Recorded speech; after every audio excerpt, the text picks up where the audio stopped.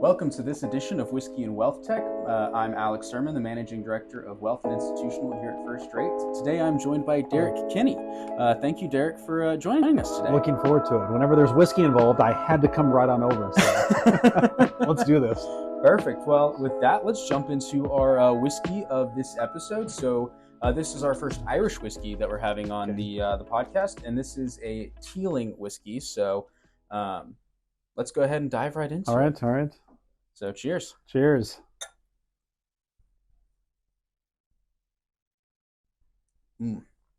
So this is fantastic whiskey, and I love this distillery. It's actually the newest distillery in Dublin, Interesting. if not Ireland, for the past 125 years.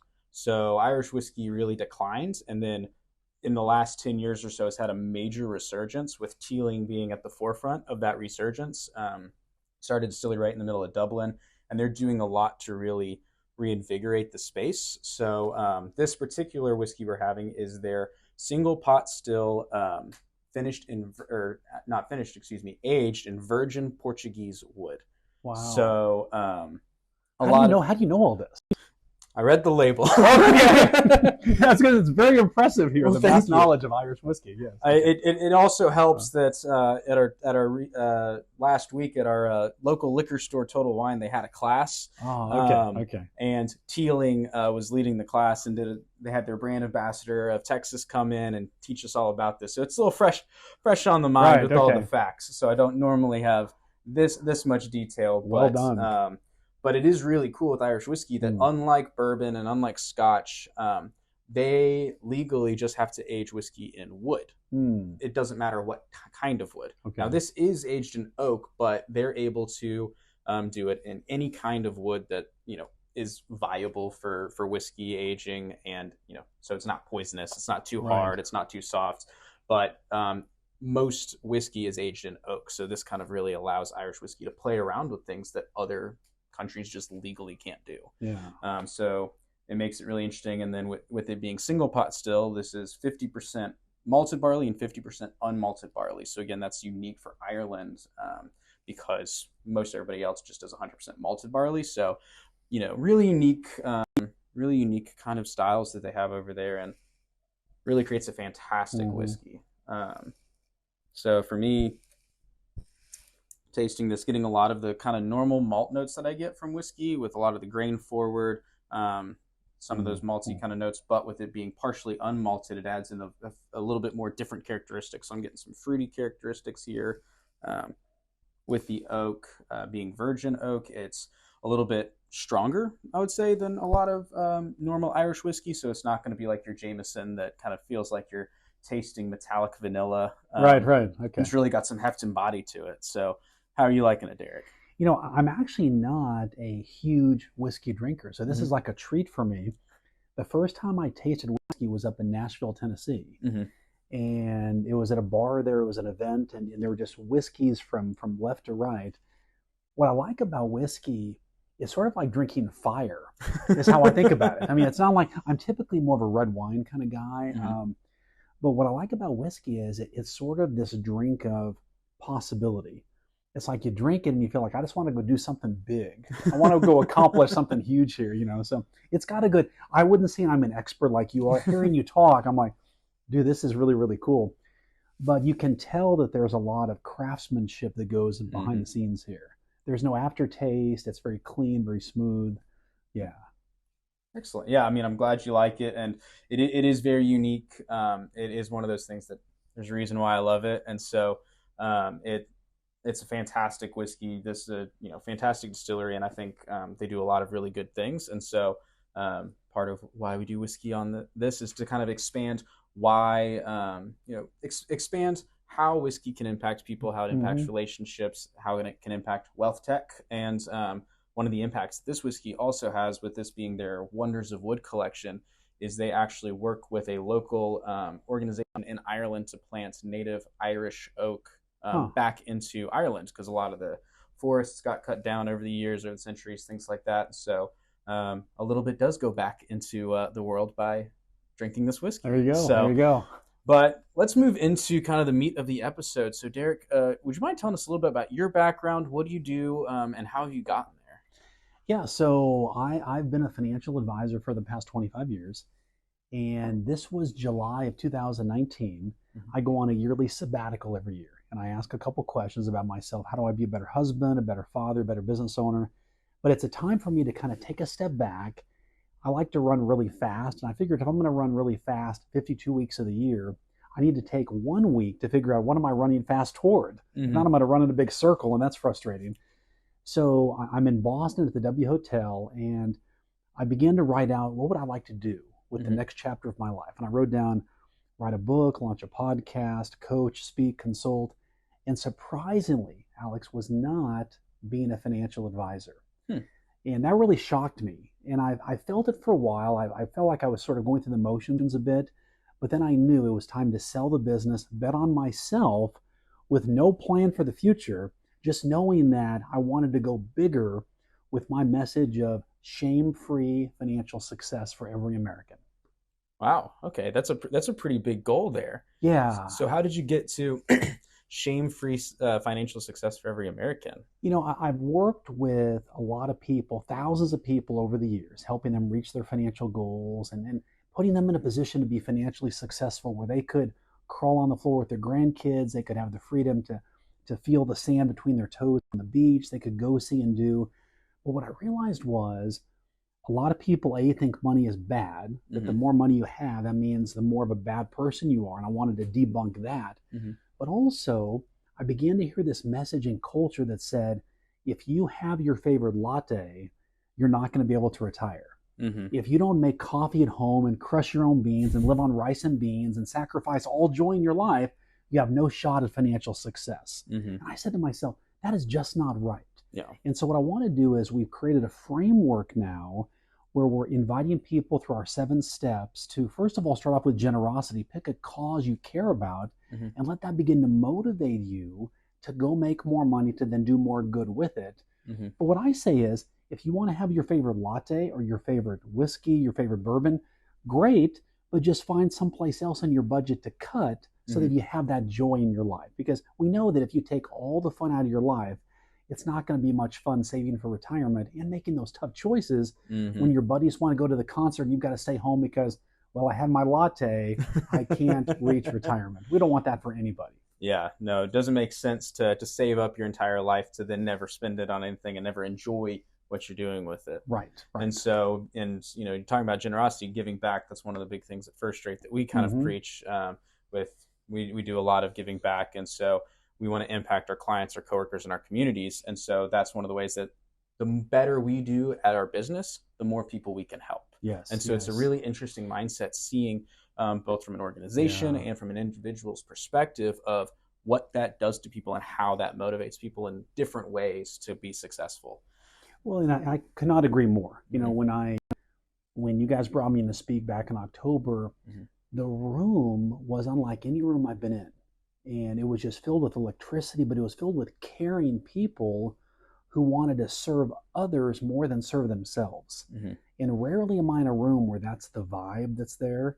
And so it was such an honor to be there, but to talk about how our values aligned and how we want to go make money. Money is good for the good we can do with it. Mm-hmm. And while we're making a lot of money, we're adding huge value to people's lives. That's the win. Oh yeah. But it takes the focus off of ourselves selfishly and say, how can we serve others? And by doing that, everybody wins. And that's the game I want people to have, is that there's no shame in your money game.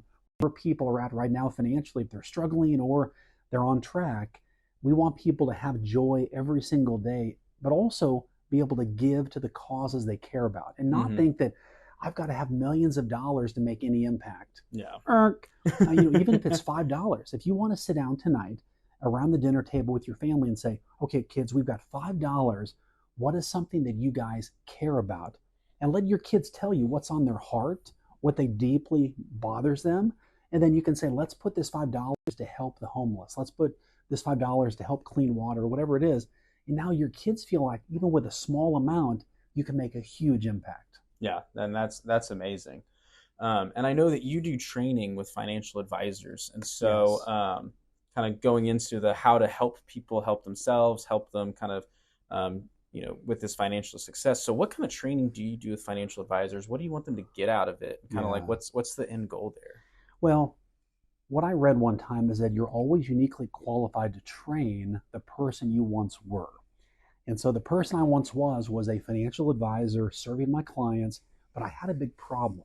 And the problem was people thought I was like every other financial advisor. I Mm-hmm. was a commodity, much like every attorney, CPA, realtor, where they just think everybody's the same. Mm-hmm. And so when I started in the business, I was 25. I looked like I was 13, major issue. And what I realized was I had a passion for supporting local education. Mm-hmm. And I began to go back to my local high school here in Arlington, Sam Houston High School down the road. Mm-hmm. And I gave a Teacher of the Month and a Student of the Month award because when I was there, nobody did that for me. And I said, that's just not right. I want to make sure we recognize these great people. And back then we had these things called newspapers, and they took a picture and put it of the principal, the teacher, the student, and myself in the paper. And a couple weeks later, this shocking thing happened. I began to get phone calls from people asking me to be their financial advisor. And one woman, this was the most unprofessional thing I could have ever done. I said, she said, Derrick, we want you to be our advisor. And I said, why? I'm 25 years old. I'm barely new, in the business. And what she said changed everything for me. She said, Derrick, it's because you care about what we care about. And what that meant to me was it wasn't the smartest person, which I knew what I was doing. I could get good returns, all that stuff. But she wanted to work with someone who cared about the same concerns about education that she had. And then that opened up a door for me to really build my business.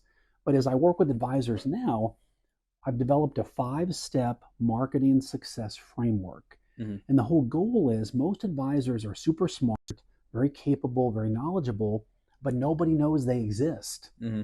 And so if nobody knows you exist, that is your problem and your fault. You have to find a way to stand out and really what I say is own a problem, and then you can own your success. And what I would ask people to do, it's a simple exercise, is think about as an advisor right now, of the last 5 clients you brought on, what was the problem they came to you to solve? Mm-hmm. And then write that down. And then ask yourself, of my 5 most profitable clients, what problem did they come in to have me solve? And then figure out the commonalities of, I see there's a common thread here. And now your focus group is telling you, here's the problem that you solve.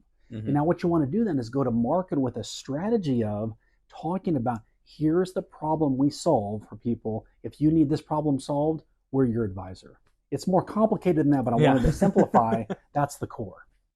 Yeah, I mean, that makes perfect sense. And I mean, being able to market those financial advisors, showing them how to do that. And again, to your point, owning the problem that you solve and marketing that is huge, because if you don't even know the problems you solve, then how can you possibly articulate that to your potential clients? Right. And so that is really key for people to be able to do. And so you also have your own podcast with Good Money. And so, now you're the guest on our podcast. That's right, which I love. This is great. But, tell us a little bit about your podcast and, what do you want your listeners to get out of it? What do you talk about, and where can people find you? I may need to add some whiskey to my podcast. That's really the biggest lesson today, So the purpose of the podcast is anybody who is an advice giver. So think about if you're a financial advisor, a realtor, a CPA, an attorney, a roofer, you're a painter. If you're face-to-face, eyeball-to-eyeball with clients or prospective clients, this is the podcast for you to help you get into the top 1% of your field. So we want to give people actionable ideas to go make money, go make a lot of money, but then do good with it. And what we find is if people just set a goal of, I want to have $1 million or $10 million, those are great goals. Mm-hmm. And you will feel better, you'll live a better life. But ultimately that sense of high wears off until you tie meaning to your money. And once you do that, now it's like, I want to go make more because I feel every day I'm living a day of purpose. And that's what the podcast is all about. So it's called the Good Money Podcast, where we believe money is not bad and good people should have more of it. And it's on Apple, Stitcher, Spotify, all the main places there. But we just want to add value to people and encourage them, hey, now is a good time to go make more money, save more money, ultimately give more money away as well. Excellent. Well, you heard it here. So check out Good Money Podcast. And I'll definitely be listening in on those episodes. Because I mean, that sounds like an amazing thing for people to be able to do, is learn how to, be successful in their fields, but doing it in a way that really they can impact others with it and really to your point, debunk that mindset that money is bad, because there's so many people that think, oh, if you're really working hard just to get money, you must be a bad person, you must be selfish. And it's just not true. Right. Because there are a lot of good things that we can do with money. You don't necessarily need to have an endowment in your name or something like that to be able to give back, and to have an impact. And so that's wonderful that you're out there encouraging people to do that, and really spreading that kind of a message in a really positive way, while also really teaching people and encouraging them to grow personally. That's the goal. I mean, I had that epiphany myself many years ago that, when I became a millionaire, I had a certain amount of money in my investment accounts. That was a goal, but then I realized I don't feel like I thought I would feel when I achieved this. Mm-hmm. But once I then tied purpose to it, where I could let a couple ministers know that, hey, if you're going to go overseas and need money for flights, just call us and we will say yes, and then we'll figure out a way to fund it. Or if there is a cause that we care deeply about. For example, I just got asked to be in this Arlington Dances with the Stars, which is like a takeoff of Dancing with the Stars. And now it's the person that raises the most money. And my cause is the Arlington Life Shelter. Okay. And so I just have a passion for homeless people, of giving them a second chance at reaching their full potential. So it motivates me to say, I'm going to call people and ask them for their help, but I want to make more money to help people like George, who was one of the people I met that went through some of the training we gave, to see how one person's life could be changed. I want to be the person that can help change a whole lot more people just like that. And if you have that mentality, it's like, no, I'm not working just to fill my bank account. I'm working to fill people's lives and change their lives for the better. And you can't put a price on that. No, you can't.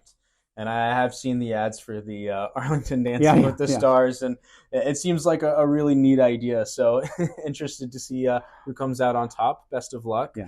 It won't be based on my dancing skills if I come out on top. Let's put it that way. I just don't want to land on top of the stage. That's my goal here. That is a good goal to set.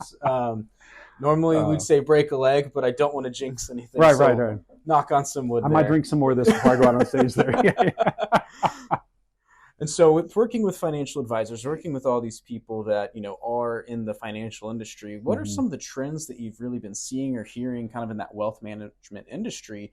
Here at First Rate, we typically work with large enterprise firms, work with the back office folks doing their, as a technology vendor, but you're really working with the front office, the people that are face to face with the clients, the ones that are getting asked those personal questions on how to help grow their finances. So what are some of the trends that you've really seen over the last couple of years that you think are going to take off in 2024, 2025, or what are some of those trends that people are talking about that may or may not pan out the way that they're kind of being touted these days? Yeah, it's such a multi-layered question.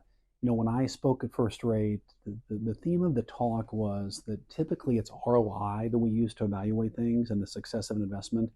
And what my contention was, it's actually ROR, it's return on relationship. And I think one trend that is likely not going to change, even though cultural forces will try to say it will, is that AI is not going to be the pathway for advisors to grow their business. Okay. It'll be a tool to help them take off some of the minutia from their plates. But if I'm an advisor right now and I'm going to say, oh my gosh, AI is going to be the pathway to bring in prospects, you're going to be sorely disappointed.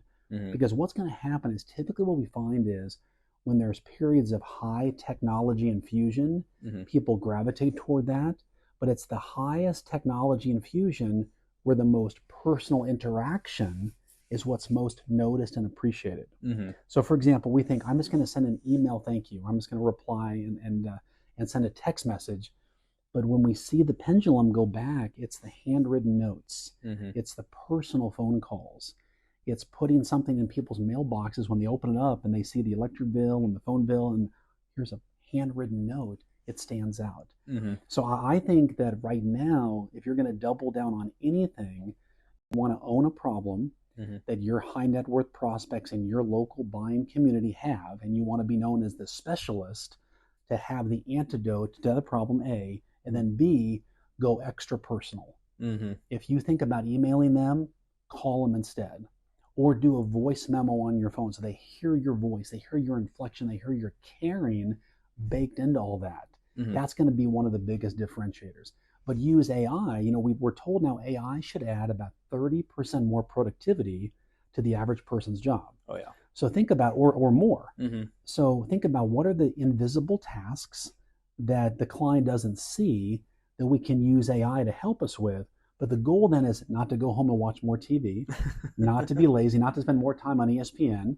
Instead, now you want to see 30% more clients. Oh yeah. See, that's the win. So many people think I'm going to use AI to make my life easier. Yeah. What we can do is we can get our business to grow 30% just by having more face time. And that's really where the magic's going to be. It's going to be a game of who can have the most face time with prospects, and those are going to be the people that grow their business.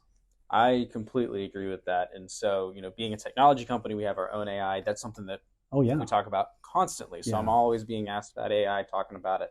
And one of the things I always like to say is that, AI isn't a decision maker, it's a decision enabler. Yes. And so, people are like, oh, AI is going to take away my job. And I'm like, well, unless you're just doing like very basic minutia things, non-value add items, then no, AI is not going to take away your job. So to your point, rather than this freeing up your day to go do other things and more fun stuff, this allows you to do more value add activities and really make you be better at the things that you're best at. And so I think that is perfect trends that's going to be happening, that if people use it correctly, they're going to be able to focus more on their relationships and build that and show that they are best at what they do, and AI just is a tool that supports them rather than taking over their role, taking over client relationshiping. Because AI is just a computer. It's a very smart computer, but it's not going to replace a human. It's not going to be able to replace that interaction. It might give you a few talking points, things like that, but it's not going to replace that kind of relationship building, things like you're talking about, like handwritten notes. It's not going to happen. It's not going to have those conversations on your behalf with clients. So I totally agree with that sentiment. Now, Alex, this will be kind of a hot take, but I was having a conversation with a couple recently, and he was complaining about not making the money he felt like he deserved. Okay. And so we began to have an open dialogue about what would it take to make more money. Because I often rail against this thing about people deserving more money. But if people are working hard and don't know how to make more money, then I'm on their team. What we talked about was a strategy to go to your boss and say, I want to help grow the business, increase sales, or reduce costs. Those are really the three key ways to get a substantive raise and not just the 4% cost of living they may toss out at you. Yeah. And when I hear someone talk about, well, AI may take away my job, then you've got to look yourself in the mirror and have an honest conversation and say, typically the people who impact the least get paid the least. If you're making the lowest dollar amount right now, that means the company views you as having the least impact in your company. So that is a cold, harsh reality that you just have to swallow. If you want to change that, then begin to become an AI expert. Begin to have daily conversations with AI, setting your prompts, setting your specifications, learning how to ask the right questions to become an AI specialist in your office. Well, suddenly your value goes up and then your income goes up as well. So the goal is people can choose to complain right now, where they can say, I'm going to learn and position myself for the future, which will be a highly paid one, if I'm willing to determine what can add the most value to my company. For sure. I totally agree with that as well. If you're just doing data entry, something like that, then AI might take your job. But again, to that, become the expert, know how to use it, know how to leverage it to have the maximum value to your company, to what you do within your team, and really show yourself as a leader and as an expert in that, so that way you can be more successful. So completely agree. Yeah. And so last question. So you do this financial advisor training, you have your podcast, you also do speaking engagements. And so you've alluded to, you did a speaking engagement with First Straight a couple months ago at our users conference, which was wonderful. And we appreciate you doing that. It was a lot of fun. Thanks for the invite. It was great. It was an amazing room. We loved having you. And so what kinds of other speaking engagements do you do? How can people get in contact with you? What kind of topics do you cover? And just tell us a little bit more about that and how people can book you for a speaking engagement. One of the things that I jokingly talk about is that there's a lot of so-called experts in skinny jeans, the influencers, that believe if you just have a cold plunge every morning, then you're on the pathway to a multi-million-dollar business. And on TikTok, it makes you sort of believe that. And that's just not true. what I found is when a speaker takes the stage, the audience is asking really two questions. What does this person know? And what does this person know that can help me right now? And if you don't quickly address that, they're going back to their phones within a few minutes. Oh, yeah. And so my unique perspective is, as a past advisor and somebody who's in the media right now, that's on TV and podcasts, I like to stay current. How can I help you differentiate yourself now, so when you leave this session, you can go back and begin to make more money, and really, most importantly, build the business that you've always wanted? So many people, if they're being honest, they may look at their client base and say, I don't like that person, I don't like that person, but you're stuck working with them because you don't know a better path. I want to give people a better path to say, how could you work with people who love and respect the work you do, and that you get to solve the same problem every day for them that you love solving? I mean, what a beautiful combination that is. So when I talk, I want to give people, through our 5-step marketing framework, practical action steps to do that. We talked about own the problem and you own your success. How can you position yourself as the go-to advisor in your local area for high net worth prospects? And what we find is giving and generosity is the doorway that attracts like a magnet people to advisors.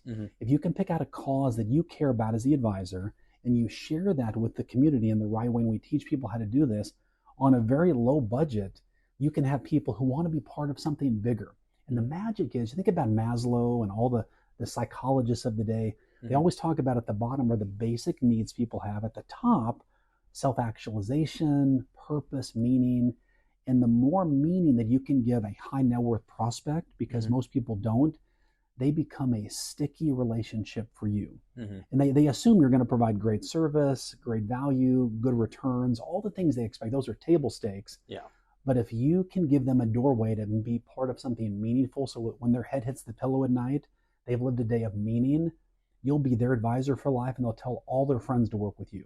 I mean, that's the simple framework, but it's all about relational competence in communicating. I own the problem, I have a solution, and I'm here to help you. Excellent. And that's something that I think a lot of people need and can really learn from. So thank you, Derrick, for joining us on this episode of Whiskey and Wealth Tech. Appreciate your time. And so listeners, thank you for tuning in. If you have any questions for Derrick, please reach out to us. We'll be happy to follow up with him and answer that on our next episode. But thank you again for joining, and cheers. My pleasure, Alex. Thank you. I've enjoyed every minute and every sip of it. It's been great. Thank you.